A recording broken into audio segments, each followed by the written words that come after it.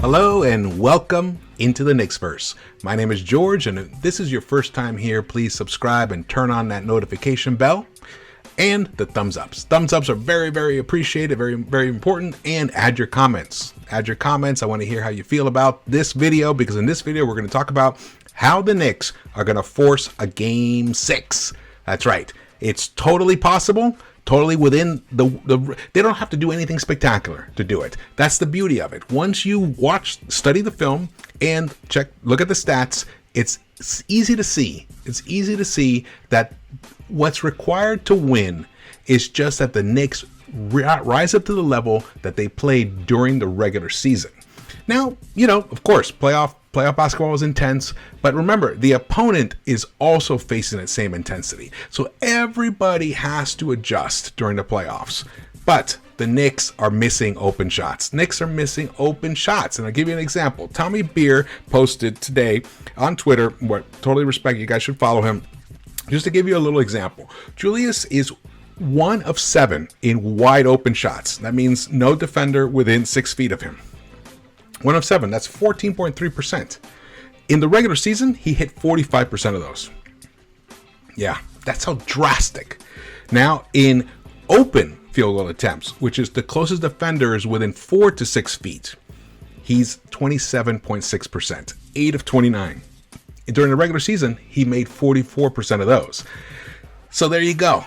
There is so much room for basically growth, not growth, but there's so much room for improvement over where they have been in the postseason, and they don't have to improve beyond their skills and what they showed us in the regular season. That's the beauty of this, because it all comes down to spacing and ball movement. That's really what it comes down to, and I'll show you the highlights. You'll see what I'm talking about. Here we go.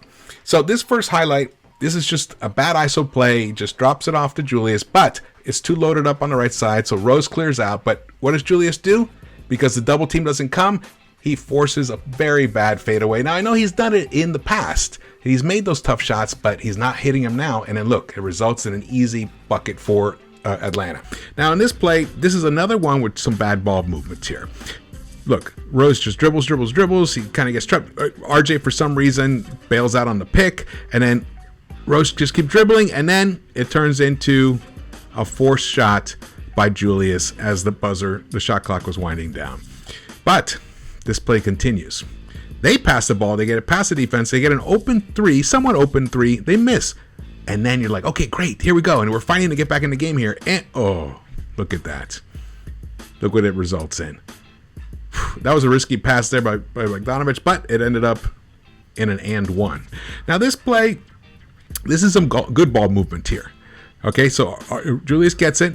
See what he does? He gets stuck here, but finds Bullock open, and Bullock finds RJ. He gets a good matchup. He takes it in. Boom, open. He actually, if there was more time on the shot clock, he could have passed it out to the 3-point line. Now this one here, Rose finds the roll. There you go. Finds Taj, who rolled. Beautiful. That they have to do more of that. Find the big man on the roll through alley-oops or bounce passes. Now this is a nice block. You're thinking, oh, this is great. Here we go. This is the play I was talking about where Burks looked off Obi in the corner. Look, wide open for what? More dribbling. Not one pass during this whole possession. Not one pass. Terrible shot. All right, but this play, this is good. Look at this. Julius, wide open shot. That's what we want more of. That is what we want more of, and the Knicks can do it. They did it all season long. I mean, sometimes they had some bad games here and there, but throughout, I mean, you don't win 41 games, if you don't move the ball, if you don't play your game correctly. Now, here's to show you how the Knicks were doing in the regular season compared to the playoffs right now. All right, they were shooting 100. They were scoring 107 points per game in the regular season, and we're down 8 points. We're getting 99 points a game now. But the rebounding and the turnovers, interestingly enough, have actually improved in the playoffs. And we thought rebounding was going to be a big issue. Well, it hasn't been. And the offensive rebound has not been as big an issue as we thought. We have an issue with loose balls. That's one thing, but we'll get to that. Assists. That is the big thing. And that's the statistical representative of poor ball movement. We were averaging 21.4 assists per game, which is nothing fantastic either in the regular season, but now it's even less, almost 3 points, almost 3 assists less. But look at the 2-point field goal percentage. We're down to 41.2% for the 2-pointers. And the 3-pointers, 32.8%, down from 39.2%. The Knicks are just not making their buckets.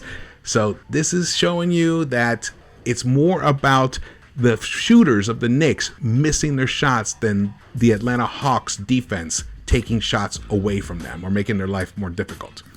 Now here, when we go to the 4 factors, this will show you how the Knicks are doing on field goal percentage. Not good. Terrible. We're at 46%. We're the worst right now in the playoffs. And we're not holding the Hawks down enough either at 53%. So that just shows you right there. Now let's compare these stats here. See, the Hawks are averaging 104.3 points a game. We're averaging 99. But look at the field goal percentage. They're almost at 45%. We're at about 40%. Now here's our 3-point attempts. They're attempting 36 per game. We're attempting 30.5. That is got to change. We have to attempt more or the same as our opponent. We cannot win because we are an excellent 3-point shooting team. Despite this hasn't really appeared in the playoffs yet. Yet is the key word. Yet. The only way to get out of a shooting slump is to keep shooting. It's got to happen. Now, we've had some glimmers here. Like I told you, Burks had his 27 in game 1. Reggie Bullock had a good game 2. RJ had a nice game 4.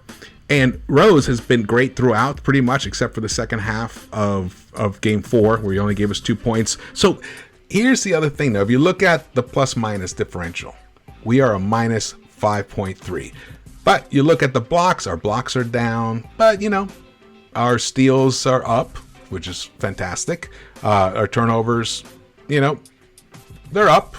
We're actually, we're not winning the turnover war, but we're not losing. It's almost a tie, which I was worried about it. But we're getting some bad turnovers at the wrong time, as you'll see. Like we're trying to make a run. That's when those turnovers hit. But you see the rebounding and you see the field goal attempts. Okay, and the other really good thing is free throws. We are not getting beat at the free throw line. We're getting 22.8 free throw attempts a game to 17.5 by the Hawks. Now, the Hawks are shooting their free throws at a higher percentage, but that's pretty much of a wash. I can live with that. Now, let's look at the main man, Julius Randle. It's all about him, truly. If he is not delivering, we're not going to go far. Obviously, there's a lot in his head right now, but he has to fight through it. I gave him a pass for game 1 and a semi-pass for game 2. By game 3, he should have broken out of it. He didn't. Very disappointing. And in game 4, there were some signs of life. His stats, when you look at them on paper, they're comparable to his season stats, but his efficiency wasn't. Here's what it comes down to. Julius Randle is scoring 16.8 points per game in the playoffs. He averaged 24.1 in the regular season. That's a minus 7.3. Now remember, the team is a minus 5.3. So if Randle just steps it up some, even if he closes the gap between his playoff performance and the regular season by 75%, we win. Here's the thing. His assists are down. He's not being Julius Randle. He's not passing the ball. He's not spraying the ball enough. He's making too many difficult shots. He's attempting too many difficult shots. He's not making them. That's the problem. So, and assists are down. So I showed you that the team's assists were down by almost 3, and he is responsible for 1.7 of those. He's got to pass the ball more. He's got to find the open guy more. He can't force it. And especially since his 2-point percentage is a dismal 24.5% for the series. In the regular season, which he wasn't that great, in general, around the rim. Now, this includes mid-range, everything. But he's 47.4% in the regular season, 24.5% in the playoffs. His 3-point shooting was an incredible 41.1% in the regular season, which is why he was the most improved player of the year. and why he was an all-star and why he got into the conversation of All-NBA. But his three-point percentage is now down to 1 of 3, 33.3%. And his turnovers have ticked up. So you see, in the key stats for Julius, the assists and the turnovers, those are key. He's missing shots, yes, but also find your open teammates, get them the shots because you're not making them. Or if you get down there, you better complete those bunnies, man, and get the N1. Got to get the N1. I don't understand the situation where you drive to the hoop, you don't make the bucket, and then you go and you miss. You only hit 1 of 2 free throws. Can't have that. Can't have that anymore. Can't have it anymore. We're not going to win that way. But we can win if the Knicks play their regular style of game. That's all that's required.